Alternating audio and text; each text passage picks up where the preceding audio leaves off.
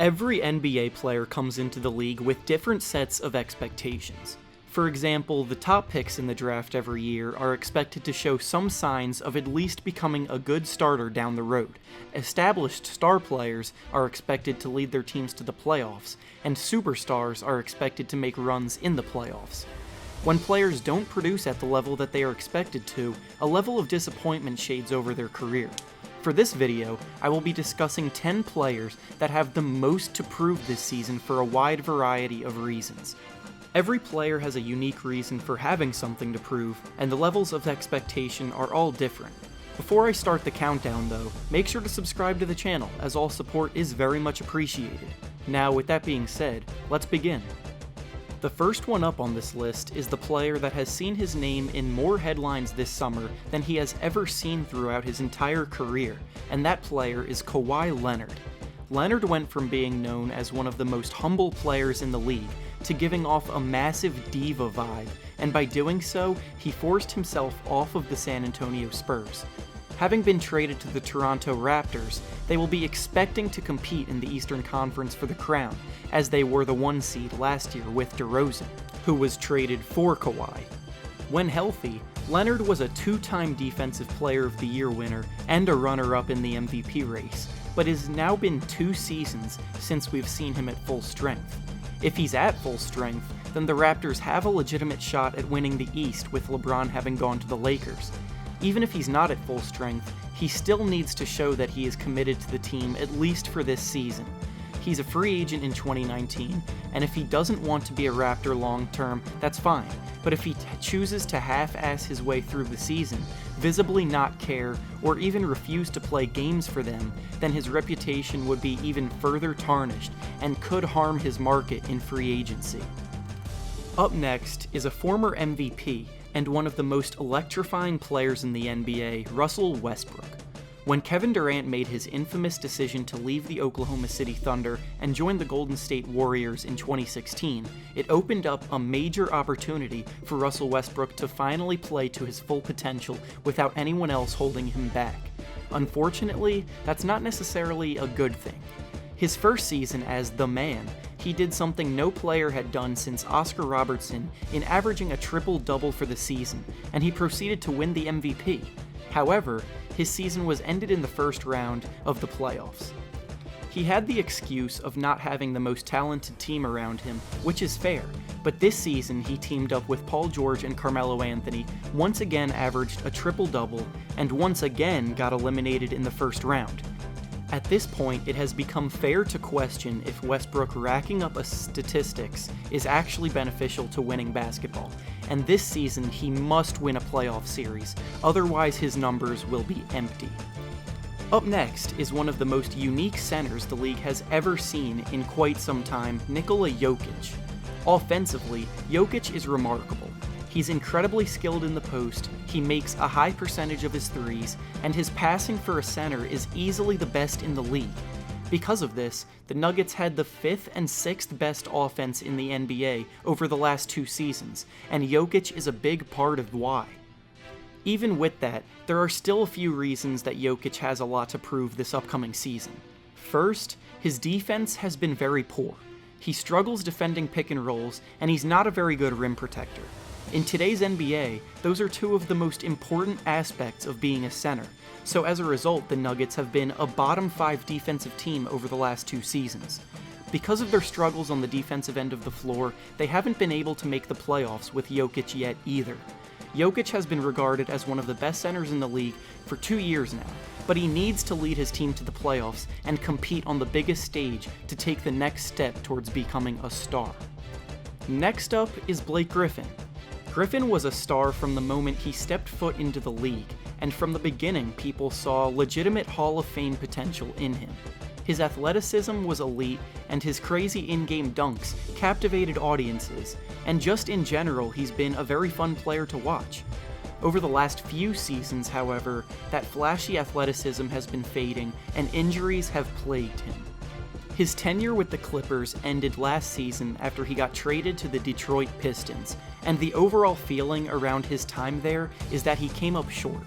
The team never made it to the Western Conference Finals in that span, and he struggled to stay healthy for a full season almost every year.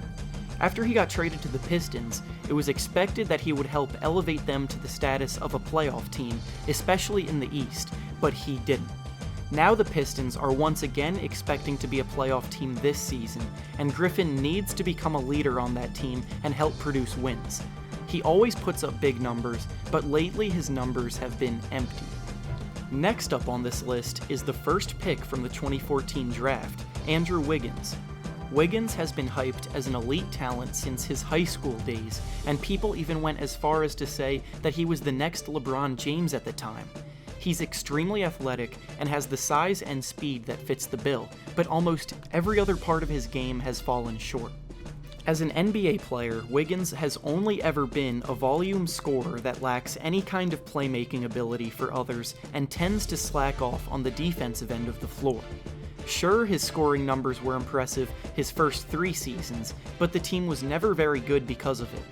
Last season, the Timberwolves added Jimmy Butler and finally made the playoffs because of it. This addition made Wiggins the 3rd option on the team, and he had his worst season since his rookie year because of it. This year, Wiggins needs to do a better job in that role and show the ability to expand his game past just scoring, because otherwise he risks becoming a liability on any team trying to seriously compete on a nightly basis. The next player on this list was actually picked right after Andrew Wiggins in the 2014 draft, and that player is Jabari Parker. Like Wiggins, Parker was also highly touted from a young age. He was pegged as a professional scorer as a prospect comparable to Carmelo Anthony, and early on, he was looking like he could live up to that. Unfortunately, he tore his ACL not once, but twice in his 4-year career already, which set his career back in a big way. The Milwaukee Bucks, who drafted him and were his home for the last 4 years, seemingly just gave up on him and let him walk this offseason despite being a restricted free agent. He signed with the Chicago Bulls for 2 years and $40 million. This shows that the Bulls still believe in him reaching his potential, but there are a lot of ways he has to improve before he can. He's never been a very good defensive player, and his attitude towards defense isn't the best, and he also has to show that he can handle playing an entire season without any setbacks. Up next is Kyrie Irving of the Boston Celtics. Irving is definitely one of the most talented and polished offensive players in the league, with some of the best ball handling abilities ever. He scores extremely efficiently and can break down any defender you put on him. The reason that he has a lot to prove and is on this list is that he still has yet to win anything notable without LeBron James by his side. Last season, the Celtics were the 2 seed in the East, but unfortunately Irving got hurt and missed the entire postseason. His Celtics team advanced all the way to the Eastern Conference Finals without him, and even made it to Game 7 of that series before they were eliminated.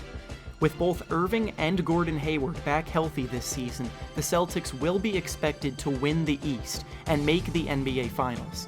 If they are unable to do so, after having been 1 game away from doing so last year without him, it won't be the best look for Irving. Up next on the list is Chandler Parsons of the Memphis Grizzlies. Parsons' early career was solid, and he became one of the best role players in the league.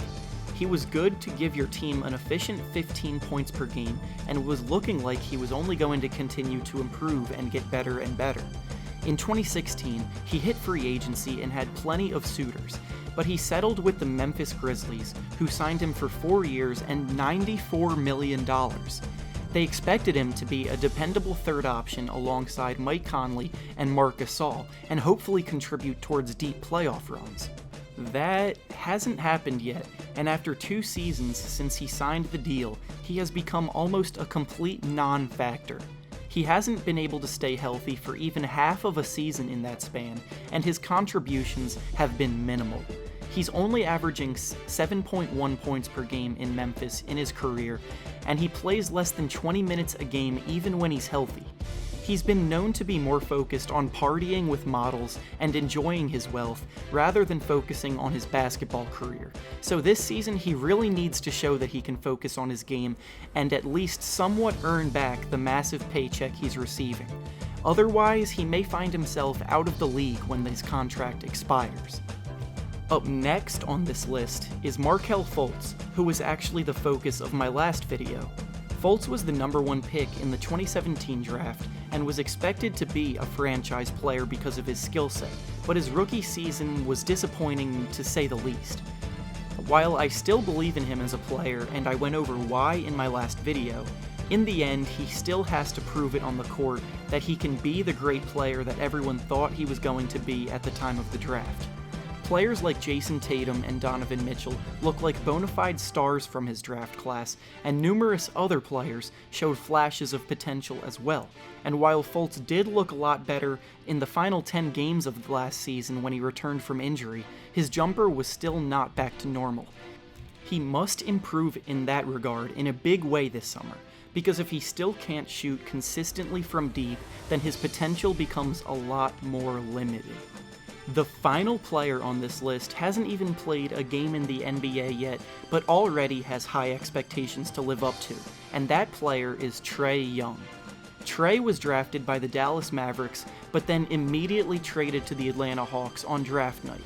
The Hawks gave up Luka Doncic in the trade, who is seen by many as one of the best overseas prospects ever.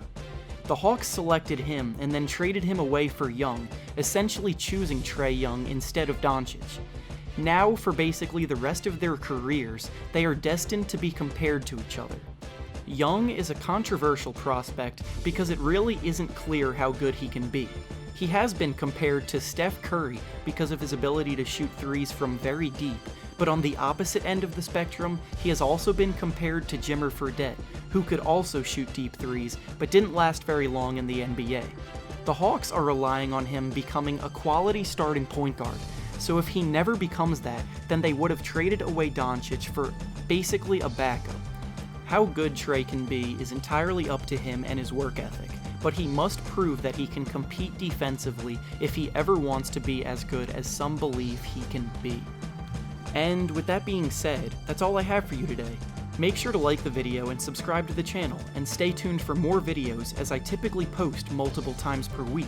Thanks for watching, and I'll see you next video.